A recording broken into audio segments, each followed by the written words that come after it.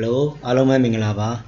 Dinesia Sapio Timetingazaga, Samena, page number 9, chapter 3. Source of document and borrow primary entry, no? Borrow origin entry. Source of document, Sura, Senior Sabio, transition it to Visuramente. Direct energy, Tantiram Hopene, to Brozea, documentary look or a size arani piece in BRA, I document already malame. Naruga. Borrow primary entries of Pramatwin sound use lame. Rosin to cool Sabio creation of demonstration, Pimini Lua Machetipo. Transition to Riana Yezo. Documentary Pia Messiah Sarani. Now I documentary Saya Sarani GB Roma. At how you be Roma. Nism Matan to be Erago, primary entry, Pramatwin sound Cover. Error D. Source of document a primary entry, John Bromeson, you know, source of document. Size and John Bureau Messing, Pimini Pamela Meusaga, Kegalaya, Papa Lamlessing, value added test. Toga VAT, Shigaro, Visura value, Ega added test, Tizura test, not value added test. Naruga or C test, but not to C test to record it. Error VAT to cover Pujas, no? VAT or C test to Jamani. Error test Tiga. Invoice 9.9 documentary terrain trema test Jam Chimney Pamela Kegalaya, no? Transitions for a Badaka so these and Shinivare. Tadoku Seropium VD Jamaga level 1 to Sema. Tama period tip or not VD look or test T. Traba Surapam Hopahu, VD Sura Jamyali, the invoice the documentary blue padale. We never the bureau. A chicken check liu, Tibo Besura information be mama. Somewhere my VD never the bureau. Ala tap bureau VD Trapia Valu Mimalem Hopahu. Chicken Lego, Tido dress or my information bima. These are any business kama documentary ma VAT Sura how tap bomb you to a trapia beer. Error VAT at the found in Sapijazo. VAT Sura is an indirect test level of the zero goods and service for final consumer. Commissi on the Ayawa de Kama, no, Ayawa de Kama Commissi Dolaga, service when Samu Dolaga. Ayawa de Kama, Timadua Balule swing. Tiku young child like the go when some related bomber. Test the tap on your prayer. Arab to dwell details the for final consumer. Now some Saturn do. Where you do bomber, where you do a consolidated the ball. Any judicial administrator find the local test authorities raga P. Remas Roka Canet. Test a new subshipare. Now, say test to go say test to call the Charles or Coleon goes and service so by the business is. Referred to as the output test. Hoga Longanga Obla. The zone do when some Mudomo Comisigo, young child be swing, test about one young Lucian. How not Arago output test to cover it. Tomo see test pay yourself for on goals and survey Bob Binding business. Tilonganga Yambo, you were Janet Comisigo, well like it. I will like the Comisigo money test by Lucian. No. Eraguro business is referred to as import test to cover it. Jarondima, output test and import test go the bomb. Output test ra output set the body a Tradwara, not Tradwara. Tradwara is where the body a Kuga young chalitali. Kuga customer like day. Testation about young to like region, Tradwabi, test bowing Tradwabi, so in that the output test to correct. Kuga DBC go young chabo bread to Miasi at the same time below way like day. I bomb test sound we were like it, consume we like this way, no. Compound Kushi win la re. Well, I just so Kushi win la re, not win la re. Test move to go import test to Cora. Yamlo output test import to go, Lue Kuzo Serva, out in Surazicalone Umavi Puradava. Amala is a Melina Tabi or Shimbia Vitra Shibar. Error is or check Sabila, no? Zero credit $1,700 list price. List price was the Galanga, she got discount pure one less rupage, no? List price raga so they trade discount manova against Zeno. Mama short him she does Zeno go list price to a Cora. Error, only young like dead on credit we are not talking about list Friday. Emma trade discount 5% beat it. Trade discount sura, combo shongwe, that discount can one less jet with Yoga. Trade discount, combo shongwe. Yana watching my border, Senator Yamlu. To Bablo shop Yalas Rushin, now customer Mabo Satapin, I think a Shiba. The trade discounts were Bebo Madredo, list price Madre. And below VAT 20%. Delotion value added test 20% tabilo, a cornet, Pani. cái đó blue trust mà list price ông mà đi ra đấy thao chào à list priceဖြစ်တဲ့အတွက်ကြောင့်သူကဆင်းနေထည့်ရမှာမဟုတ်ဘူးเนาะ formal memorandum မှတ်တမ်းသက်သက်ပဲဖြစ်ပါတယ်အဲ့ဒီ list price ပေါ်မှာသူတို့ပေးတဲ့ trade discount က 25% ဒါဆို 25% into เนาะ1600 1600ပေါ်မှာနှိပ်ပေးရမယ်ဒါဆိုရင်400ရတယ်ဒါဆိုဒီ trade discount က short ပေးတာဖြစ်ကြောင်း1600 400เนาะအရောင်းဝယ်တဲသွားပြီး net amount of trade price 1200ရတယ်အဲ့ဒီ net amount of trade price တာနေဆိုတော့ debit entry debit credit နဲ့ချိန်တော့မှာဖြစ်ပါတယ်เนาะအဲ့ဒီ net amount ပေါ်မှာတာနေဆိုတော့ VAT ကိုတွေ့ရတယ်တဲ့ထောင် VAT 20% ဒီ1200မှာနှိပ်ရတော့240ဒါဆိုရင်တမန်ရိုးကြအဖြစ် VAT မပါဘဲနဲ့ customer ရှူတို့ကပတ်စံတောင်း1200တောင်းရမှာဒါပေမဲ့ VAT ပါထည့်ပေါင်းလိုက်တဲ့အခါမှာကျတော့ customer ရှူကတို့က block ပေါင်းတောင်းရလဲဆိုတော့1440တောင်းလိုက်ရပါတယ်ဒါဆိုအခုကောက်ခံလိုက်တဲ့ VAT 240ဒီ customer တို့ကရောင်းထုတ်လိုက်တော့ test 240အပါဝင်ရောင်းထုတ်လိုက်တဲ့အတွက်ကြောင့်ဒီ test 240ကို output test တို့ကခေါ်မှာကဲဟုတ်ပြီဒါဆိုရင်အဲ့ဒီပေးထားအကြောင်းအောင်တို့ကဆင်းနေထကြအောင်ဆင်းနေထအောင်ဆိုတော့1600လည်းထက်မှာမဟုတ်400လည်းထက်မှာမဟုတ်ပါဘူးအဲ့ဒီ1600 400နှုတ်ထားတယ်1200 240 1440တို့ပဲတို့ကဆင်းသွင်းမှာကော်မစီကျွေးရောက်တာဖြစ်တဲ့ကြောင့်ကျွေးရောက်တဲ့ debit entry ကိုအလွယ်ဆိုတော့အရင်ဆုံးစဉ်းစားရင်ကျွေးရောက်တာဖြစ်တဲ့အတွက်ကြောင့် debit side ဒီ trade receivable ကောက်မှာ debit credit ဒီ sale revenue ကောက်မှာ credit ဒါကပုံမှန်အဖြစ်ကျွေးရောက်နိုင်ဒီလို debit credit ခေါ်တယ် VAT ပါလာရင်ရော debit credit ဘယ်လိုသွားတယ်လဲဟုတ်ပြီ output VAT ဖြစ်တဲ့အတွက်ကြောင့်သူဒီ VAT အကောင့်မှာ credit side ထည့်ပေးရပါတယ်အဲကြောင့်လို့ပြန်ပြောရင်ကျွေးရောက်တာဖြစ်တဲ့ကြောင့် trade receivable ကောက်မှာ debit trade receivable customer ကဲခင်ဗျားရှေ့ပတ်စံပေးပါဆိုပြီး customer ရှေ့တို့ကတောင်းတဲ့ခါမှာ1200တော့တောင်းလို့မရဘူးတဲ့ VAT ပါပေါင်းပြီးတော့တောင်းမှာဖြစ်တဲ့ကြောင့် trade receivable ကောက်မှာတော့ total amount ဖြစ်တဲ့1440 inclusive amount အားလုံး VAT ပါဝင်1440တို့တောင်းလိုက်ရတယ်ဒီနည်းပြောလို့ရှိရင်တော့120ကနှုံးပြောတာပေါ့ပြီး VAT အကောင့်မှာ credit side VAT အကောင့်မှာ credit side တော့ VAT တန်ဝက်ထက်မှာပေါ့20ကနှုံးဖြစ်တဲ့240အဲ့ဒါတော့ output VAT လို့ခေါ်ပါတယ် VAT ပေးပဲပါကျန်တဲ့ credit ကတော့เนาะ revenue လို့ခေါ်တဲ့ sale အကောင့်မှာသွားထည့်ပေးရတယ်အဲ့လိုထည့်တဲ့ amount ဒီ net amount မဖြစ်ရမယ် VAT မပါတန်မိုးဖြစ်တဲ့ကြောင့်1200ပဲထည့်ပြပေးရပါတယ် exclusive amount เนาะ VAT မပါတဲ့တန်မိုးဖြစ်ရမယ်အဲ့တော့ကျွေးရောက်တော့တမေဦးကြကျွေးရောက်တဲ့ debit credit ကိုစိတ်ထဲမှာမှတ်လိုက်ရင် trade receivable ကောက်မှာ debit sale ကောက်မှာ credit ဒါ trade receivable မှာ debit amount ဘလောက်ထက်မှလဲစဉ်းစားရင် customer ရှိရတို့ကပတ်စံတောင်းတဲ့အခါမှာ1200နဲ့တော့တောင်းလို့မရဘူး VAT ပါပေါင်းပြီးတောင်းမယ်ဖြစ်တော့1240ပေါင်း240ညီမျှချင်း1240စုစုပေါင်းတန်ဖိုးတောင်းစေးကောင်ဆိုတာကိုကရောင်းလိုက်တဲ့တန်ဖိုးပဲထည့်ရမှာဖြစ်တဲ့ကြောင့် VAT မပါတဲ့1200တန်ဖိုးပဲထည့်ပေးရတယ်ဒါဆိုတော့ VAT က VAT ကောက်မှာတည်တံ့ credit side 240ပြပေးရပါတယ်ဒီ240ဒီဟုတ်နော် customer ရှိရတောင်းယူပြီးတော့ customer ကိုစားအခွန်ပေးသွင်းရမှာဖြစ်တဲ့ကြောင့်သူ့ VAT ပေးပဲလို့ခေါ်တယ်ကိုရမှာမဟုတ်ပါဘူးကိုလုပ်ငန်းမရပါဘူးအဲ့ဒါကရောင်းလိုက်တဲ့သဘောဝင်ရော debit credit ဘယ်လိုသွားသလဲနော်ဝင်ရင်ဝယ်အကြောင်းနဲ့ပတ်သက်ပြီးအောက်မှာ purchase on credit ကဲကိုကဝယ်လိုက်တယ်ကွန်မစီတွေကို on credit list price 1000နဲ့ဝယ်လိုက်တယ်ကျွေးဝယ်တာနော်အဲ့မှာ trade discount 10% ရသေးတယ်ပြီးရင်တော့ VAT က 20% ဆောင်လိုက်ရတယ်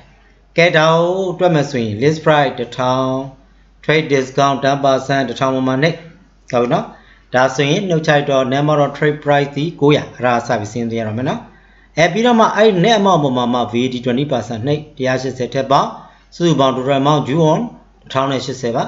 ကဲဝယ်တာကျွေးတာဖြစ်ကြောင်းသူ debit credit တို့ဘယ်လိုခေါ်သလဲဝယ်ရင်ပါချီကောက်မှာ debit ကျွေးဝယ်တာဖြစ်ကြောင်း trade payable ကောက်မှာ credit ပါချီကောက်မှာ debit trade payable credit ဆိုင်ငွေမောင်းနေထည့်ပြီး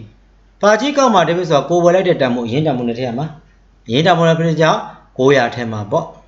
VAT မပါဘူး trade payable credit trade payable သွားပြီးတဲ့ခါမှာကျ900သွားပြီးလို့မရဘူး VAT 180ပေါင်းပြီးဘယ်လောက်လဲ1080ပဲပေးရမှာပါဒါဆိုရင်ကျန်တဲ့ VAT 180ကတော့ VAT ကောက်မှာ debit 180ထည့်ပေးရပါတယ်အဲ့ဒီ VAT ကိုတော့ VAT အပါဝင်ကိုကဝယ်လာတဲ့ကြောင့် import VAT လို့ခေါ်ပါတယ်ဒီ VAT ဒီကိုက site ပြီးပေးလာတဲ့ကြောင့်သူ့ကို VAT receivable ကိုပြန်ရတဲ့ share VAT လို့ခေါ်ပါတယ်ကဲအောက်မှာလဲဆိုတော့ထပ်ပြီးတော့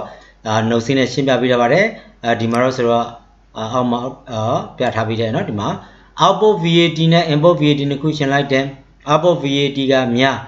above VAT so ko yang like the VAT တန်ဖိုးကများပြီးကိုဝယ်ခဲ့တဲ့ VAT တန်ဖိုးကနည်းနေဟုတ်ပြီနော်ပိုထွက်လာတဲ့ဥစ္စာစီကိုမရဘူးเนาะဒါပြန်ပေးရမှာ net VAT paper သူ့ကိုနှစ်ချုပ်စင်းနေဆိုတဲ့အခါမှာဘေးရန်တာဝန်ကားလာပြီးခေါင်းစဉ်မှာပြရတယ်ပေးလိုက်ပြီဆိုလို့ရှင်တော့ cash payment ဟုတ်နော် cash နဲ့ပေးလိုက်ရတယ် not income ကိုရကြမဟုတ်ဘူးတဲ့နော် above VAT နဲ့ above VAT ကိုရှင်းလိုက်လို့ above VAT customer ကိုရောင်းချလိုက်လို့ကောက်လိုက်တဲ့ VAT ကနည်းပြီးတော့ကိုက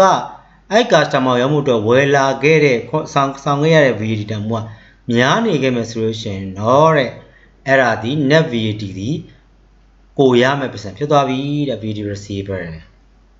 သူ့ကိုနှစ်ချုပ်စင်းဆိုတဲ့အခါမှာ currency ပြရမယ်ဒါမရသေးရင်ပေါ့ဟုတ်နော်ရပြီဆိုလို့ရှင်လည်း currency အနေနဲ့ပြပါမယ်ဒါမဲ့အဲ့ဒါကိုဈေးလို့သွားမှလို့မရဘူးကဲတော့ VAT အကြောင်းအရာလေးကိုဒီမှာသဘောပေါက်ဖို့ဆိုလို့ပြလိုက်ခြင်းဖြစ်ပါတယ်ကဲဟုတ်ပြီဒါဆိုရင်ဒီစာမျက်နှာကိုမှာ VAT အကြောင်းအရာပြောပြီးလို့ရှိရင်အောက်မှာထပ်ပြီးဆိုလို့ပေးထားတာ principal source of document အကြောင်းအရာကိုဆက်ရအောင်ဟုတ်ပြီနော်အဲ့တော့ဒီ VAT နဲ့ပတ်သက်ပြီးတော့ကျွန်တော်သိထားဖို့လိုတာကစောစော VAT receiver VAT payable VAT အပါဝင် debit credit ဘယ်လိုသွားခဲ့လဲဆိုတာလေးကိုတော့များများစားစားဖတ်မှတ်ထားဖို့လိုပါတယ်အဲ့ debit credit ခေါ်တဲ့ရပါပြီเนาะကျန်တာတော့ဆိုတော့ပုတ်စာလည်းမင်းမှာမဟုတ်ပါဘူးinvoice တွေဖွင့်တဲ့အခါမှာဒီ VAT ဆွဲစကားလုံးလေးအကြောင်းအရာကိုအခုလောက်သဘောပေါက်ရင်ရပါပြီเนาะကဲဟုတ်ပြီဒါဆိုရင်ဆိုတော့ invoice တစ်စောင်ပြင်ဆင်ကြစို့ invoice တစ်ခုကိုပြင်ဆင်မယ်ဆိုလို့ရှိရင်တော့စာရစာရန်ပေါ့နော်စာရစာရန်တစ်ခုကိုပြင်ဆင်တော့မယ်ဆိုလို့ရှိရင်ဆိုတော့ပါဝင်ရမယ့်အချက်ဒီ principal source of document invoice တစ်စောင်စပြီးတော့ preparation လုပ်ပြီးဆိုတာနဲ့ a document prepared by seller ဒီစာရစာရန်ကိုရောင်းသူကပဲပြင်ဆင်ပေးရမယ်seller supplier and send to the purchaser ကိုချီကဝယ်ထားတဲ့ကိုဖောက်တဲ့ purchaser เนาะသူကိုကပေးပို့လိုက်ပေးရမှာဖြစ်ပါတယ်ဥမာ commerce တစ်ခုကိုကသွားဝယ်လိုက်တယ်ဒါဆိုရင် အဲ့ဆိုင်ပိုင်ရှင်ရပဲပေါက်ချဖြစ်တာလေကိုကတော့ဖြတ်လို့မရဘူးဒါကြောင့်မလို့ရောင်းသူ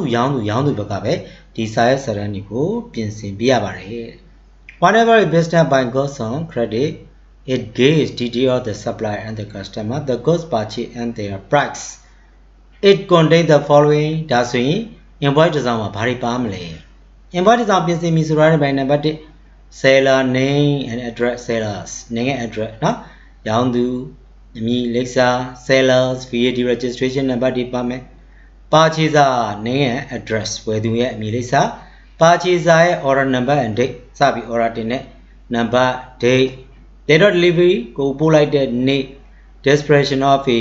goods and service supply including part number and catalog reference quantity ပြီးရင်တော့ကိုရောင်းချလိုက်တဲ့ commerce အရေးအတွက်အမျိုးအစားဟုတ်လားတခုသာတန်ဖိုးတွေကိုကတ်လောက်လေးလို့ခေါ်တဲ့ဘောင်လေးเนาะအဲ့နဲ့မျိုးစားရဲ့တေချာခွဲပြီးတော့စင်းပြုစုပြီးတော့ပြပေးရပါမယ်အဲ့မှာ price per item တခုစား quantity အရေးအတွက် price per item တခုစားတန်ဖိုးတွေနောက် VAT ပေးပဲဘယ်လောက်ပေးရမယ်ဆိုတော့ VAT တန်ဖိုးတွေတွက်ပြပေးထားမယ်ပြီးရင် VAT နဲ့နောက်ဆိုတော့တန်ဖိုးတွေနဲ့ပေါင်းထား total amount ဂျူးတွေပြပေးထားမယ်နောက်တစ်ခုက term and condition ဆိုတာကသူ့ကိုကြွေးအောင်နေဆိုလို့ရှိရင်တော့တစ်လဆိုင်နဲ့ဒလာတွင်ကြွေးပြန်ဆက်မယ်ဆိုတော့เนาะဒီသတ်မှတ်ချက်ကလေးတွေဒီ documentary ထဲမှာပါဝင်ရမယ်တဲ့เนาะကဲအဲ့ဒါလေးသူက document တစ်ခုပြင်ဆင်တဲ့အခါမှာအဲ့ချက်တွေပါမယ်ဟုတ်ပြီတဲ့ဒါနဲ့ဆိုလို့စာမျက်နှာ10ကိုရောက်သွားပြီပေါ့เนาะမင်းတို့ရဲ့ textbook ကစာမျက်နှာ10ကိုသူကကြည့်ရအဲ့တော့စာမျက်နှာ10မှာစောစောပြောတဲ့ invoice တစ်စောင်ဘယ်လိုပြင်ဆင်ရလဲဆိုတော့ကိုမှပြောခဲ့တယ်အခု10မှာအဲ့ invoice ပုံစံလေးနမူနာလေးဆိုပြထားပါတယ်ဒါလည်းဆိုတော့သဘောတရားနားလဲအောင် invoice ဆိုတာဘယ်လိုပုံစံရှိရဆိုတာသိအောင်ပါပဲစာမမှာ invoice တစ်စောင်ဖွင့်ပြပါဘယ်လိုတွက်ပါအဲ့လိုတော့ခိုင်းမှာမဟုတ်ပါဘူးเนาะကဲတော့ထိတ်ဆုံးမှာကဒီမှာဘာပါနေလဲဆိုတော့เนาะ A spot ဒါ seller ရောင်းသူရဲ့အမည်လိပ်စာနောက် VAT registration number တွေပြီးရင်တော့ဝယ်သူမည်နာမည်လိပ်စာပါမယ်နောက်ဒီဘက်က invoice order တင်လိုက်တဲ့နေ့တွေ date တွေပါမယ်နောက် delivery date တွေပါမယ်ပြီးလို့ရှိရင် catalog လေးမှာ quantity အရေးအတွက်အမျိုးအစားတခုစားတန်ဖိုးအဲ့တော့ share အရေးအတွက်နဲ့တခုစားနဲ့မြောက်စုစုပေါင်း amount တွေအဲ့ amount တွေအလုံးပေါင်းလိုက်တဲ့400 sub total လို့ခေါ်ပါတယ်စုစုပေါင်းနောက်ပေါင်းထားတဲ့ amount အဲ့ဒီမှာဆို trade discount 100ပေးတဲ့နှုတ် net amount of trade price 300အဲ့ပုံမှာ VAT 20% ထပ်ပေါင်းစုစုပေါင်း total amount ကျူဟာ360ဒီမှာ term and condition တော့ 30 day after invoice date เนาะရက်30တွင်ပြန်ဆက်မယ်ဆိုအထိပဲရပါတယ်ကဲဒါက invoice အဲ့တော့ဒီမှာတွေ့ရချက်က invoice တွေပဲရေးထားတာเนาะ same invoice လည်းမရေးဘူး purchase invoice လည်းမရေးဘူးရေးစရာလည်းမလိုပါဘူးဘာကြောင့်လဲရောင်းသူဘက်ကကြည့်ရင်ဒါဒီ same invoice ဝယ်သူဘက်ကကြည့်ရင်အဲ့ဒါ purchase invoice ဖြစ်သွားတယ် invoice ဆိုတာတစ်စောင်နေပဲရောင်းသူကဘယ်ဒီ invoice ကိုပြင်ဆင်ပေးရတာလေကဲပြီးလို့ရှင်တော့အဲ့ invoice ဆောင်ကိုဝယ်သူကိုပေးလိုက်တာဝယ်သူကကြည့်လိုက်တော့ဒါသူ့ရဲ့ purchase invoice ဖြစ်သွားတယ်ဒါကြောင့်မလို့ invoice ဆိုတာတစ်စောင်နေပဲ same invoice တစ်စောင် purchase invoice တစ်စောင်မဟုတ်ဘူးเนาะseller ကပြင်ဆင်ပေးလိုက်တဲ့စာရွက်စာတမ်းတစ်စုံသာလျှင်ရောင်းသူဘက်ကကြည့်ရင် same invoice ဝယ်သူဘက်ကကြည့်ရင် purchase invoice အဲ့ဒါမျိုး invoice ဆိုပဲရေးထားပါတယ်ဟုတ်ပြီနော်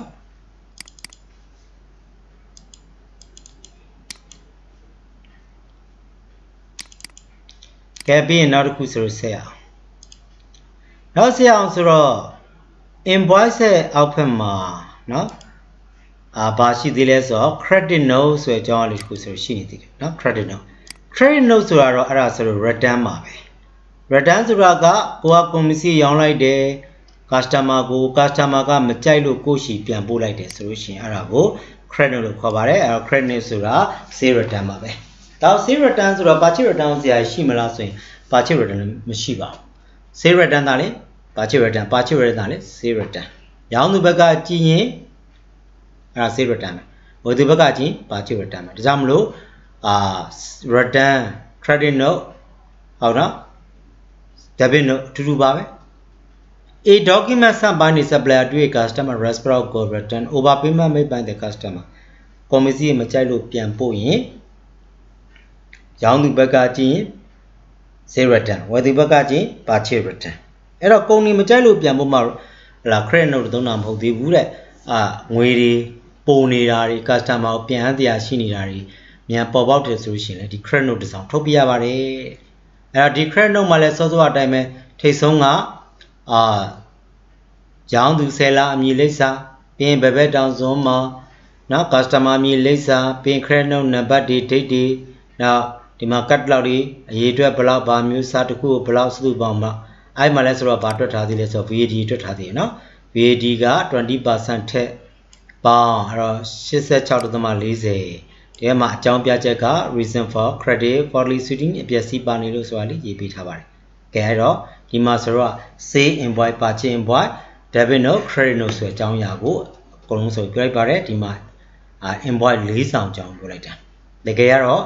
2ဆောင်နဲ့ပါ invoice က1ဆောင်နဲ့ပဲရှိပါတယ်ရောင်းသူဘက်ကကြည့် sale invoice ဝယ်သူဘက်ကကြည့် purchase invoice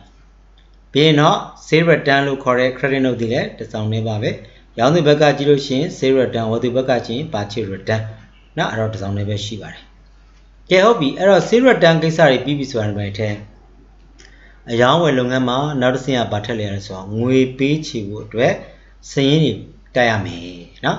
supplier လည်းသူစင်းစာအုပ်ထဲမှာ customer နဲ့ပတ်သက်တဲ့ data တွေမှတ်ထားတယ် customer လည်းသူ့ရဲ့စာအုပ်ထဲမှာ supplier ပေးစရာနဲ့ပတ်သက်တဲ့ကြွေးစင်းတွေမှတ်ထားတယ်ဒါဆိုရင် seller ရောင်းသူက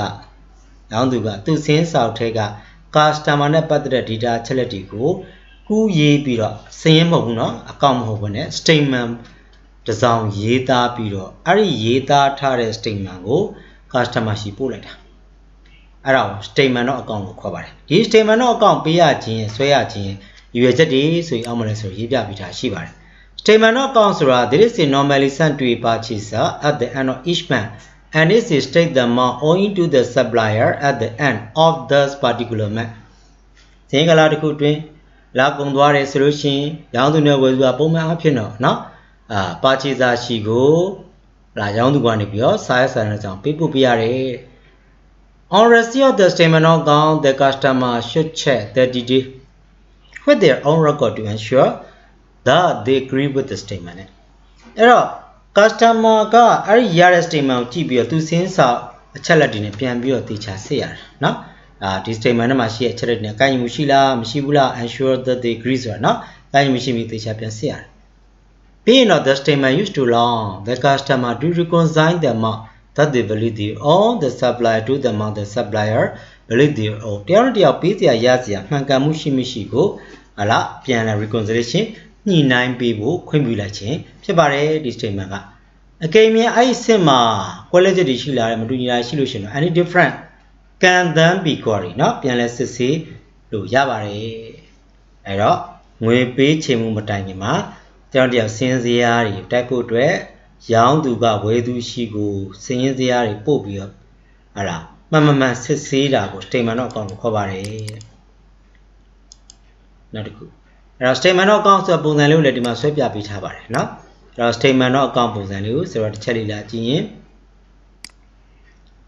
Statement of account pons and mare to a babales, Adima supplier number Lisa, video registration number, customer number Lisa, statement count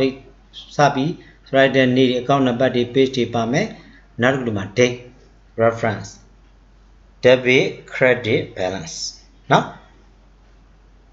the anima balance brought forward same point will let Jan, Nayashini, the bigger lab, or good milati anima.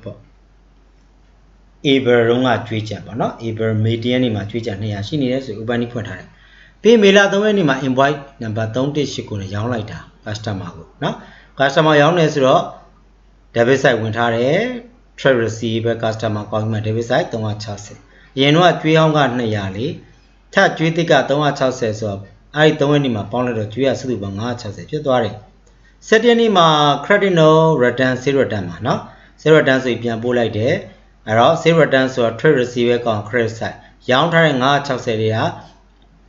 Sudubang Yazia, debit Bonia, no? Around 0 dance in Machalu Piambo, the Malisa Creco, no chalaido. Now so, Lee Quantum to the match, Chelsea, Genio. Sangai later, charity customer Julia Saturday. Now, Julie Lee Quantum Chelsea, 3 selected young as no. The crescent Piatare. Now, so Julia, don't want to settle the match, Chelsea Jamare, to draw Sunny.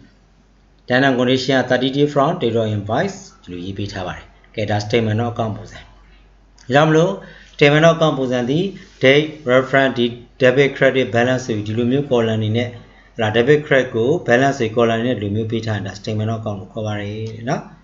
Okay, statement of account. Yapi, Sibi, Mambi, so in all, we beach it by Navame. We beach it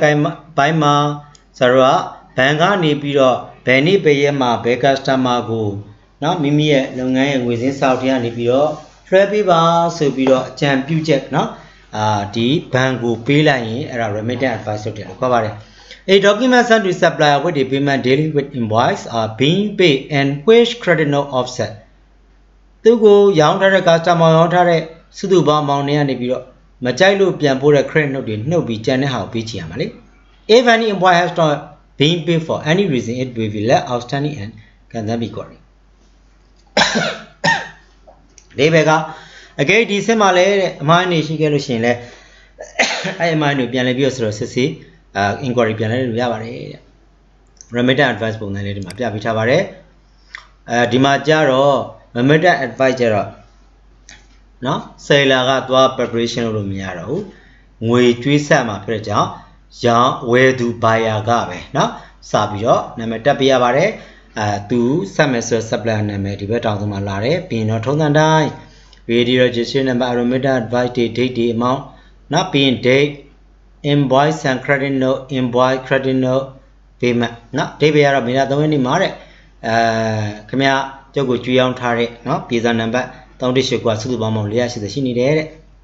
No? I lias the Notopian like day. But be like depot, select depot. Dame, I lea say, be so we may Machalu Piampura, ga, Satiani machine the air. I don't know that come out to do some of Laure, don't go to the mouth, Chaucer Diviare. The remittance advice ma, go select the amount, say Rodani, no, we some amount one hour for Piare, no? Gay hobby, that I got chest down room, pure of our, or deal out now, document but the bureau. Document but the bureau, bigger at the Baccaras through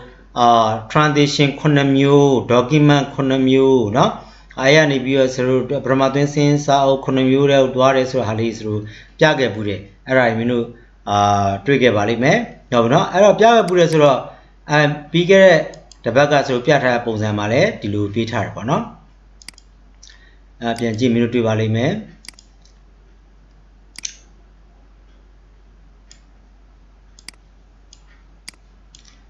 For a primary entry, Uma Debagata transition labor. For Russian payment of cash, Russian payment of cash, person yard period solution, no? Cash pots are permanent since I would. The primary entry gap cash pot. daga transition daga primary entry debo ka diyaw ma la me no yo ai do so transition နဲ့ debo ပြီးတော့မှအောက်မှာ documentary သွားရဲဆိုတော့ပုံစံမကြဘူးဆရာတို့ပြောတာက transition document ပြီးတော့မှ original ထည့်သွားတာလေအဲ့တော့ဒီအောက်ကနေပြီးဆိုတော့စာရေးပြောပါမယ်ဟုတ်ပြီဒါဆိုရင်စောစောပြောတဲ့နော်cash receipt and payment ဆိုရင်နော်ဒါလေးနည်းနည်းချုံလိုက်မယ် cash receipt and payment ဆိုရင်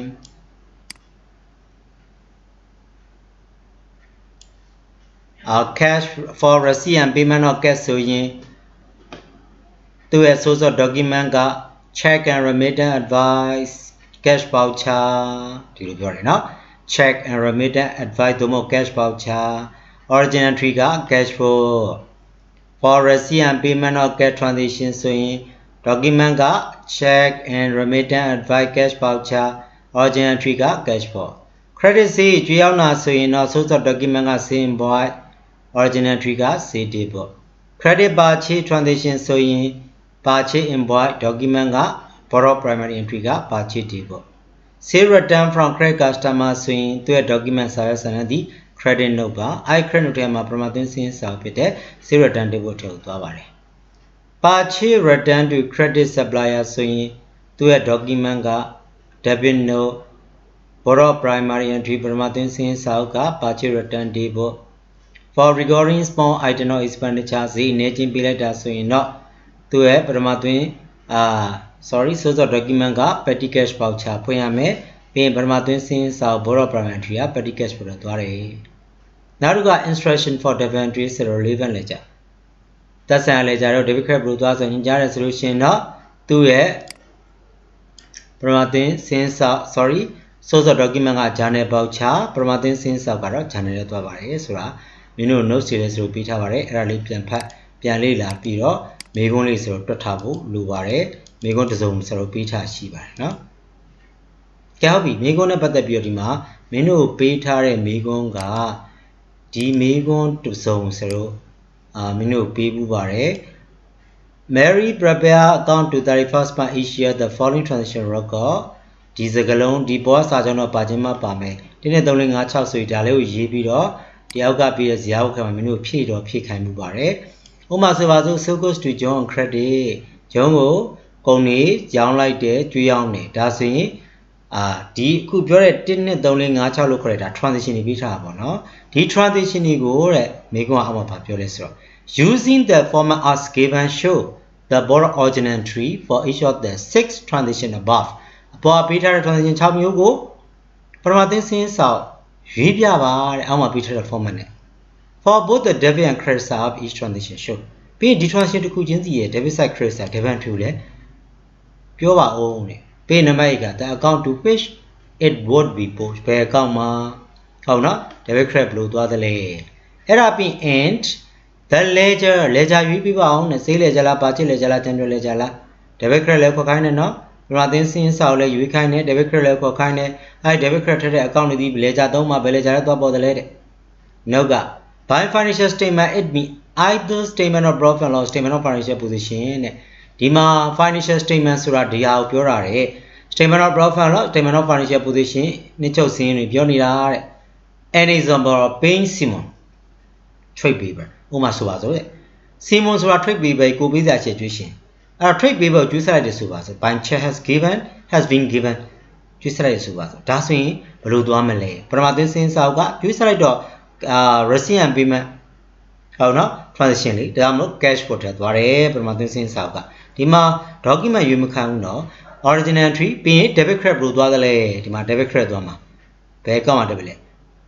supplier ကိုကျွေးဆက်တော့ supplier ဖြစ်တဲ့ Simon supplier account မှာ Simon account မှာ debit ပတ်စံထွက်သွားတယ် cash and bank account မှာ credit ချက်လို့ပြောတဲ့ကြောင့်ဘက်မှာ credit ဒီလိုသွားတဲ့ debit entry ရပြီးရင်အခုပြောတဲ့ Simon account တို့ bank account ဘယ်လေကြားမှာရှိတယ် Simon ဆိုတာ trade paper purchase ledger ရှိသည် bank account ဆိုတာက general ledger ထဲမှာရှိသည်ဒါပြီးခဲ့တဲ့ဘက်ကပြောခဲ့ပါတယ် general ledger ဆိုတာက total ထည့်တာ apart from trade receipt and trade payer လွဲလို့ကျန်တဲ့ account တွေအားလုံးဒီ general ledger သွားသည်ဒီလိုပြောခဲ့တယ်အဲ့ဒါပြီးရင်တော့အခုပြောတဲ့ account တွေဒီတဲ့နော် Simon account တို့ bank account တို့ဒီနှစ်ချုပ်တဲ့အခါမှာ statement of profit and loss တွေကိုသွားသလား financial position တွေကိုသွားသလား same as our trade paper so in daddy liability li financial position and rabo adale financial positions are debtor assets liability terali bank on nicho sin sura bere twala bank account ni le financial position and twala ba jang le bank di personal account မျိုးစဖြစ်နေတယ်ဟုတ်ပြီနော်ဒါ financial position နဲ့တွားပြရတယ်ပြီးရင်လည်းနောက်တစ်ခုက bank တို့ cash တို့ဒီ currency အောင်မှာရှိရလေဒါ financial statements financial position ဆိုတာassets liability capital ထဲတာဒါကြောင့်မို့ bank ဒီ financial position နဲ့တွားတယ်လို့တွားပြရမှာအဲ့တော့ဒီလိုဇာတ်ဝလေးဆွဲပြီးတော့ဒီ exercise မျိုးကိုဆရာတို့တွက်ခဲ့ဥပါတယ်ဆရာတို့သင်တန်းမှာတက်ခဲ့အကြောင်းသားအားလုံးကိုဒါလေး practice တွေနဲ့ debit entry ဘယ်လိုသွားသလဲအခြေခံပေါ့လေ debit credit အသွားအောင်သွားနေသိရမယ်ပထမသင်စင်းစာအုပ်တွေသိရမယ်ပြီးရင် ledger ထဲမှန်ကန်ထည့်ထားမယ်ဟုတ်နော်ပြီးလို့ရှိရင်အဲ့ account တွေဒီဘယ်နှစ်ချုပ်စင်းတွေကိုသွားလဲဆိုတဲ့ဟာလေးတွေသိဖို့အတွက်ဒါကို exam နဲ့ဆိုလို့ပေးခဲ့တာပါအဲ့ဒါလေးဆိုတော့ဖတ်ထားဖို့ပြန်ပြီးလေ့ကျင့်ပေးပါပေါ့နော်နောက်တစ်ပုဒ်တော့သင်တိုင်းသားတိုင်းကိုတော့မပေးပြဘူးเนาะအဲ့တော့ဒါလေးကိုလည်းမင်းတို့အင်စာလေးတစ်ချက်လုပ်ကြည့်ပါပြီးတော့မှဆိုတော့အဖြေပြန်တိုက်မယ်ပေါ့လေ June on factory retail based and the foreign transaction organ the first penetrating เนาะအပေါ်တစ်ပိုင်းကတော့အကုန်လုံးတွက်ဘူးလေဒီကတော့အကုန်လုံးတွက်ဘူးချင်မှတွက်ဘူးလိမ့်မယ်ဒါမှမဟုတ်အပေါ်တစ်ပိုင်းကိုအိမ်မှာတွက်ပြီးတော့ဥစားနဲ့ပြန်လေ့ကျင့်လို့နားလိုက်ဆိုရင်ဒါလေးကိုပြန်တွက်ကြည့်ပေးပါ Vouchers for receiving by check ကုန်တွေဝယ်လိုက်တယ်လက်ငင်းဝယ်လိုက်တာတဲ့ဟုတ်เนาะအဲ့လိုရေးထားတယ်အဲ့မှာလဲသူမေးခွန်းကဗာမေးလဲဆိုတော့အတိုင်းပဲ copy the format below into your answer box ဆိုတော့ဒီပေါ်ကပေးထားတဲ့ copy ဒီရတဲ့ဒီ format ကို copy ပြန်ကူးเนาะအဲ့နောက်တစ်မျက်နှာတော့ဆရာဒီမှာရိုက်မပြထားပါဘူးဒီမေးခွန်းမှာပဲဟုတ်လားဒီမေးခွန်းမှာပဲအဲ့ဒီပုံစံတိုင်းမျိုးဖြည့်ပေးရမှာပါ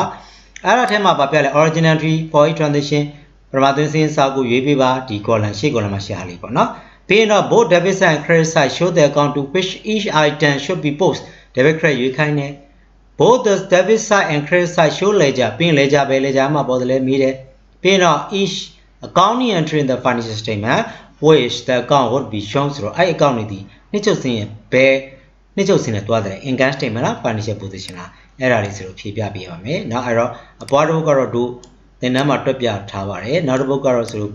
မပေးခဲ့ဘူးနဲ့တူပါတယ်အဲ့တော့ဒီတက်ကနေခုနှစ်ကိုပြန်ပြီးတော့လေ့ကျင့်ခန်းနေနဲ့လေ့ကျင့်ထားပြပါဟုတ်ပြီเนาะကဲဒါကဆိုတော့စာမျက်နှာเนาะဆိုတော့တွားလိုက်တာကpage number 12ပေါ့လေအဲ12ရောက်သွားတယ်12ရောက်သွားတာနောက် page ကျန်တဲ့ page တွေကတော့ဆိုတော့ဒီအတူထွာလေးတွေပေါ့လေပြင်စာမျက်နှာ15ကျတော့ဆိုတော့ပထမသွင်းစင်းစာအုပ်ဒီဘုတ်ဖြစ်တဲ့ cash for 1 column 2 column 3 column cash for ဒီဆိုတော့အဲ့မှာတွက်တာလာမယ်ဆိုတော့ဒီနေ့ကတော့ဆိုတော့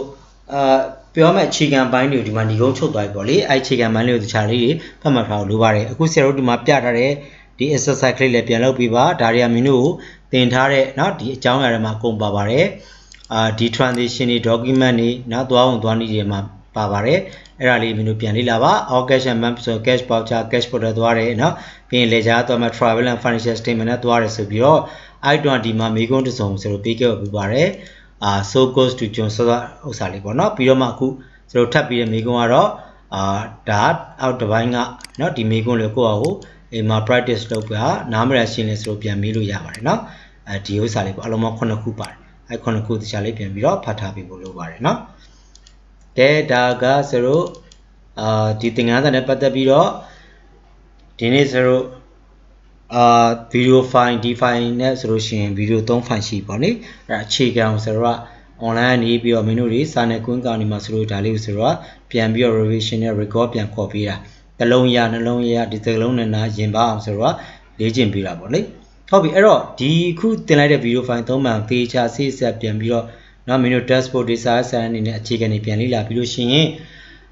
ဆိုတော့ exercise လုပ်မယ်အဲ့တော့ exercise လုပ်မယ်ဆိုတော့ exercise ကိုဆိုတော့ဘယ်လိုပုံစံနဲ့သွားမလဲဆိုတော့ height ထဲမှာလဲဆိုတော့ group ထဲမှာလဲစာလေးရေးပေးထားပါတယ်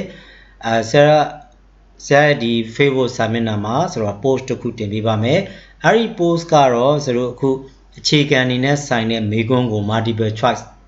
အနေနဲ့ဆိုတော့မေးမှာပါ ABCD ရွေးရမယ်ဒါမှမဟုတ်စကားလုံးစကားစုတစုလောက်ဖော်ပြပေးရမယ်အဲ့ဒီဖော်ပြတဲ့အခါမှာအဲ့ဒီမေးခွန်းအဲ့ဒီ post ရဲ့အောက်မှာ comment တွေမှာမင်းတို့ကလာပြီးတော့မှတ်ပြီးတော့အဖြေပေးရပါမယ်အဲ့ဒီအဖြေကိုကြည့်ပြီးမှဆိုတော့မှန်ကန်တဲ့အဖြေကိုဘယ်ဖြေရတော့ဘယ်လိုမှန်နေဆိုတော့ပြန်ပြီးတော့ရှင်းပေးမှာဖြစ်ပါတယ်ဒါ exercise လုပ်ရမှာပါအဲ့တော့ဒါလို့ကြိုတင်ပြင်ဆင်ထားပါ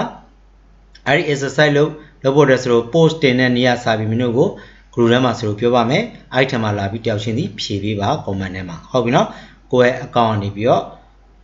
တေချာလာပြီးတော့ comment မှာဖြည့်ပြပေးပါအားလုံးမှာ55ယောက်ရှိပါတယ်55ယောက်တလုံးเนาะတေချာလေးစီးလုံးနဲ့စိတ်ပါလက်ပါเนาะလာရောက်ဖြည့်ဆိုတာကိုစလို့လိုချင်ပါတယ်အခက်ခဲကြားရနေပြီးတော့အကုန်လုံးကเนาะအခက်ခဲရှိနေတယ်သင်တန်းပိတ်ထားလဲဆိုလို့ဇူလိုင်လာဆန်းမှเนาะဒီကျောင်းတွေပြန်ဖွင့်ပြီဆိုတော့မှပဲစလို့ကလည်းသင်တန်းတွေပြန်ခေါ်လို့ရမှာဖြစ်ပါတယ်အဲ့တော့ဂျားထဲမှာလည်းသင်တန်း master 22ကနေစလို့ပြလိုက်တာအခုဂျွန်ထိဆိုလို့ရှိရင်တော့3လလောက်နားသွားတယ်3လဆိုတဲ့သဘောတရားကတော့စလို့စာပြန်မကြည့်တဲ့ကျောင်းသားတယောက်က David Crackdown ဆိုတော့အမိမောက်တက်မှာမဟုတ်ဘူးအဲ့တော့စလို့ဒီရသလောက်ဒီ online ဘက်ကနေပြီးတော့ပဲအကုန်လုံးမင်းတို့စူးစီးပြီးတော့ဒီစာတွေကိုစလို့အခု video file နဲ့တင်ပြီးတော့မင်းတို့ပြန်ပြီးတော့သင်ပေးနေရတဲ့ကြောင့်ဘာကြောင့်သင်ပေးနေတယ်ရွေချက်ကဘယ်လိုရှိရဲဆိုတော့နားလည်ဖို့လိုတယ်နော်အဲ့တော့စလို့ကလည်းဒီ video file တွေရိုက်ပြီးတော့မင်းတို့ဟာလာအပျော်တင်နေရလည်းမဟုတ်ဘူးမင်းတို့ဟာလာအချိန်တန်လို့ဆောင်မပြည့်တဲ့ကမှာထောက်ပံ့ဖြစ်အောင်ဒီ3လအတွင်းမှာစာတွေမေ့မသွားအောင်စာတစ်လုံးရဆိုရွေချက်နဲ့ဆိုတော့အပြင်းမှန်ခံပြီးတော့လုပ်ပေးနေတာနော်မင်းတို့ဘက်ကလည်းဒီစာမမေ့အောင်ဆိုပြီးတော့ပြန်လည်လေ့ကျင့်တဲ့အနေနဲ့စိတ်ထားပြီးတော့အချိန်လေးတစ်ချိန်ပြီးပြီးတော့နော်တနေ့မှာတနေ့ကိုကြည့်ကြမလို့ပါဘူးဒီဗီဒီယိုဖိုင်မှာအလုံးကျော်နော်တနားရီတော့မရှိဘူးနာရီဝက်ကြော်လောက်ပဲရှိတယ်အဲ့ဒါလေးကိုပြန်ဖတ်ပြန်ကြည့်ပြန်လေ့လာဒါကြီးလည်းသင်တန်းမှာသင်ခဲ့ပြီးသားမသင်သေးရသူကလည်းပြည့်စုံအောင်သေချာလေးပြန်နားထောင်မယ်ဆိုလို့ရှိရင်တော့ရပါတယ်နော်အဲ့ဒါလေးကိုသေချာဖိစီလုပ်ပြီးလို့လိုတယ်အဲ့တော့ဒီနေ့ပဲဆိုတော့ intro နဲ့ပတ်သက်ပြီးတော့အကုန်လုံးစာအုပ်ထဲရော assignment တွေအကုန်ပြတ်ပြီပေါ့နောက်လာမယ့်ဥစ္စာတော့ဆိုတော့ပု္ပ္ပစာအတွက်တဲ့အပိုင်းကြီးစပြောလာပါမယ်အဲ့တော့ဒီ intro ကိုဆိုတော့ Facebook မှာmultiple choice question လေးတင်ပေးပါမယ်အဲ့ဒါကို comment မှာတယောက်ချင်းစီဆိုတော့မှန်ပြီးတော့ဖြေပေးပါလို့เนาะကဲအဲ့တော့ဒီနေ့ကတော့ဆိုလို့လက်ချပေးတာဒီလောက်ပါပဲအားလုံးပဲတန်လို့ကြိုးစားရပါကျမ်းမာရေးလည်းကြိုးစားကြပါเนาะကဲတော့နောက်မှပြန်တွေ့ကြမယ်